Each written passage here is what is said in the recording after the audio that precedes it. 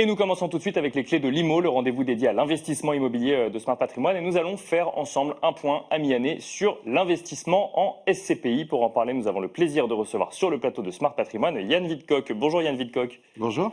Bienvenue sur le plateau de Smart Patrimoine. Vous êtes directeur général de Arkea Reim. Et alors ce qu'on va essayer de comprendre ensemble, c'est ce que veut dire investir en SCPI en 2025. Je ne reviens pas sur tout l'historique, mais il y a effectivement eu un sujet dans l'investissement immobilier un peu global de coût du crédit. Il y a eu ensuite un sujet sur l'investissement en SCPI en tant que tel, et on a l'impression aujourd'hui que on assiste à une sorte d'assainissement, on a assisté à une sorte d'assainissement du marché et que l'investissement en SCPI a continué quand même à attirer un certain nombre d'investisseurs. Qu'est-ce que ça veut dire, mi-2025, d'investir en SCPI, Yann Vidcock? Mais ça veut dire investir dans un marché d'opportunités. On subit toujours une grave crise du marché immobilier, il faut en avoir conscience et le dire.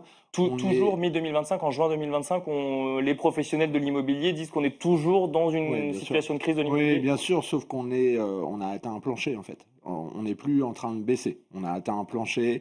On pensait que ça repartirait un peu plus vite, parce que qui dit crise dit qu'il y a un moment où le cycle va repartir. Donc à l'été, on imaginait une reprise plutôt pour, on va dire, l'été 2025, l'automne 2025.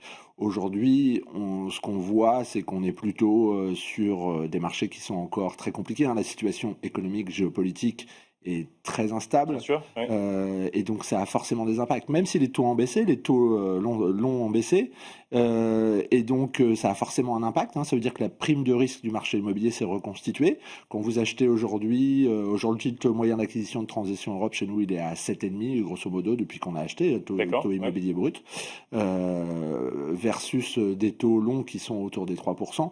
La prime de risque devient très intéressante pour l'immobilier, et donc je dirais que c'est le moment de rentrer, parce qu'on sait que les véhicules qui achètent dans ces périodes-là sont souvent en général des véhicules qui font une bonne performance. Il y a 6 mois, 8 mois, on entendait beaucoup de professionnels de l'immobilier nous dire c'est le moment des bonnes affaires. On en a entendu d'autres après qui ont dit attention, ne répliquons pas non plus les mêmes erreurs de ceux qui ont trop acheté quand ils avaient les moyens il y a quelques années. Comment est-ce que vous vous positionnez chez Arkea Reim aujourd'hui? Il y a des opportunités, c'est ce que vous nous dites sur le marché? Il y a clairement des opportunités. Si on a lancé une SCPI en janvier qui s'appelle Momentum, c'est parce qu'on pensait que c'était le bon moment pour investir dans l'immobilier. Et ce que je vous disais tout à l'heure, le fait que la crise perdure fait que cette fenêtre est plus longue. Alors, il y a un peu plus d'acteurs, il faut faire attention où on investit, dans quelle typologie on investit. Nous, on a des SCPI qui sont diversifiés, que ce soit en géographie ou que ce soit en typologie. Donc c'est l'avantage qu'on a, c'est qu'on a un univers d'investissement qui est très large, qui nous permet encore d'aller saisir des opportunités. La stratégie, c'est quoi? C'est diversifier ou sélectivité plutôt sur les actifs immobiliers? C'est diversifier qui nous permet une sélectivité forte, parce que on n'est pas contraint d'acheter que du bureau, que du commerce, que de la logistique. On peut se permettre d'acheter tout ce qu'on veut, et donc d'aller choisir les meilleures opportunités où qu'elles se trouvent. Et ça, on l'a vu dans les performances qu'on a délivrées ces 2 dernières années. On fait encore un très bon premier semestre de performance. Ça, c'est parce que on arrive à acheter des bonnes opportunités au bon endroit, au bon moment. Et je pense que c'est ça vraiment qui aujourd'hui fait la différence, et la collecte. Puisque collecter, Transition Europe, c'était la 2e collecte au premier trimestre. Collecter, c'est très vertueux aujourd'hui. Il faudra faire attention, effectivement, quand on sera à nouveau dans une phase de baisse des taux immobiliers. Mais aujourd'hui encore, c'est pas le cas. Donc collecter, ça nous permet d'avoir les opportunités d'acheter des actifs à des taux de rendement élevés aujourd'hui. Et alors justement, en matière de collecte, alors effectivement, quand on regarde les derniers chiffres de la SPIM, on se rend compte qu'il y a toujours de la collecte, même si effectivement c'est plus compliqué qu'il y a quelques années. Chez Arkea Reim, le sujet collecte, c'est quelque chose qui s'est bien passé là depuis le début de l'année? Ah oui, chez Arkea Reim, on a fait 2024 a été une année exceptionnelle, puisqu'on a fait quasiment 650 millions de collectes sur l'ensemble de nos véhicules, nos 2 SCPI, nos 2 SCI. Le premier trimestre étant également très bon. Donc non, on est très heureux de ça. Encore une fois, le but, c'est pas de faire de la collecte pour faire de la collecte. Je pense qu'il faudra limiter la collecte quand ça sera nécessaire. D'accord. Mais pour l'instant, on est dans une période où plus on collecte, ça veut dire que plus on peut acheter en bas de cycle et donc plus on peut acheter à des rendements élevés. Donc pour la performance long terme de véhicules, c'est génial. Ça veut dire que si la SCPI pouvait faire 2 milliards dans un an et qu'on ait collecté, ça veut dire qu'on aurait acheté tous nos actifs en bas de cycle. Alors, il faut être sélectif, il faut faire attention, notamment sur les locataires. Il faut avoir les opportunités, parce que vous n'êtes pas le seul à dire ça. Donc globalement, ça veut dire qu'il faut qu'il y ait suffisamment d'actifs immobiliers avec une décote suffisamment grande pour qu'on puisse acheter effectivement dans de bonnes conditions. Oui, mais vous remarquerez que les SCPI qui collectent aujourd'hui, je ne parle pas que de la mienne, elles sont des SCPI internationales diversifiées. La collecte se concentre là-dessus, ce qui fait que l'univers d'investissement est très vaste.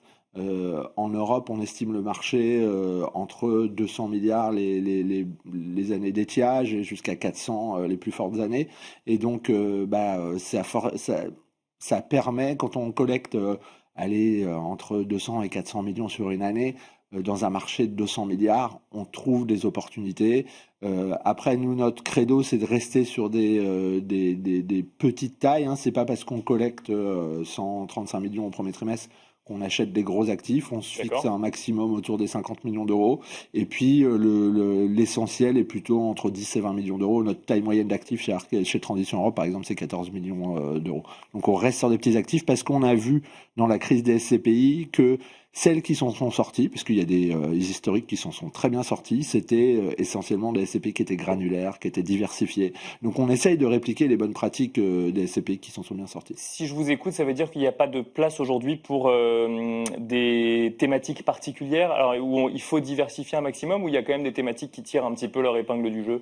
Alors il y a des thématiques qui tirent leur épingle du jeu. C'est plus, pour nous, la diversification, c'est plus dans une stratégie long terme. On estime que la diversification, elle permet aux gérants en permanence de s'adapter. Après, il y a des véhicules sur le marché spécialisés en logistique, en santé, qui marchent bien, et ce ne sont pas des mauvaises stratégies. Mais c'est vrai que le jour où votre marché logistique ou de santé est pris dans une crise, vous ne pouvez pas faire autre chose. L'avantage de la SCPI diversifiée, c'est qu'elle permet vraiment aux gérants de s'adapter, mais des stratégies spécialisées peuvent être intéressantes également.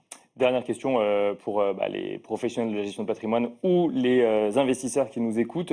En 2025, on peut espérer un rendement autour de combien quand on investit dans une SCPI diversifiée? Ce n'est pas un engagement pour Arkéa Reim, mais globalement pour comprendre un petit peu ce que veut dire l'effet opportunité plus le marché en 2025. Non, et je dirais qu'on n'est pas un exemple particulier. On voit sur les jeunes SCPI comme nous, on va être sur des rendements supérieurs à 7%. Nous, l'ensemble de nos véhicules, enfin nos 2 SCPI vont faire plus de 7% de performance à nouveau cette année. Et on est quelques-uns sur le marché à faire ces performances-là. Parce qu'il faut comprendre, quand on achète à des taux 7,5-8%, qu'on enlève les 150 points de base et qu'on ajoute l'effet délai de jouissance, puisque quand on a un délai de jouissance de 5 mois et qu'on achète en 3 mois, ça ajoute de la performance. Nous, notre performance de long terme, je dirais, l'objectif c'est 6%, mais aujourd'hui on est dans une période où on peut délivrer plus, et donc l'objectif c'est de délivrer plus. Mais je dirais que sur l'ensemble du marché, la moyenne va se situer autour des 5%, et je pense qu'une bonne SCPI peut délivrer entre 5,5 et 6,5% sans problème cette année. Merci beaucoup Yann Wildcock d'être venu sur le plateau de Smart Patrimoine. Je rappelle que vous êtes directeur général de Arkéa Reim. Merci beaucoup. Merci. Et quant à nous, on se retrouve tout de suite dans Enjeu Patrimoine.